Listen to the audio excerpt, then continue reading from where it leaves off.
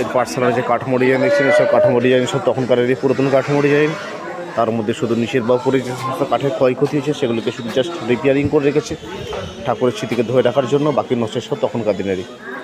আগে খড় ছিল, পরে টিন দিয়েছে।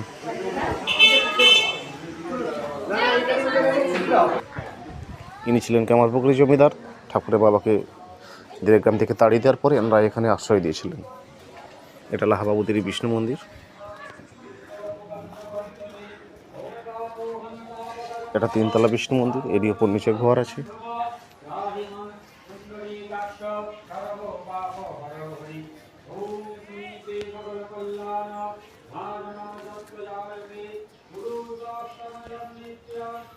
আর এখানে সব রাস পূর্ণিমার রাসে সব ঠাকুর প্রতিমাগুলো এখানে করে রাখা আছে।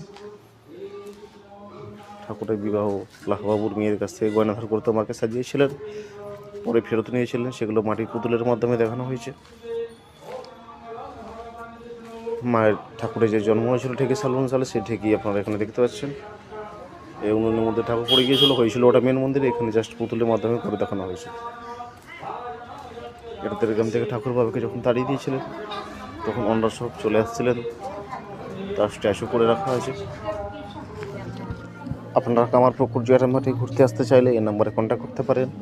অটো বা টোটোর মাধ্যমে আমাদের পরিষেবা দেওয়া হয়ে থাকে। নাম্বার আপনাদের স্ক্রিনে দেওয়া রইল, আপনারা নাম্বারে ফোন করতে পারেন। এটা হচ্ছে গোপেশ্বর শিব মন্দির। ঠাকুর যখন কলকাতায় পুজো করতে গিয়েছিলেন অনেকে সবাই পাগল বলতেন।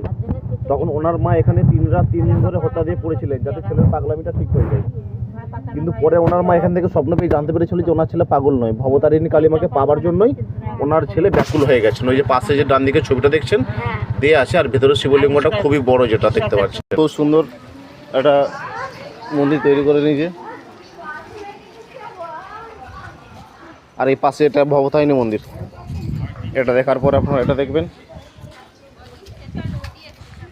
এটাই হলো ভবতারিণী কালী মায়ের মন্দির। দক্ষিণেশ্বরে যেটা আছে কালী রূপে, এখানে আছে শ্যামা রূপে। আপনারা দর্শন করছেন ভবতারিণী মন্দির।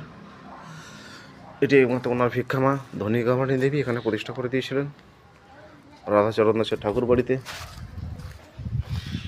এখানে একটা খুব সুন্দর লেখা আছে যেটা সেখানে প্রণামী দেবেন না।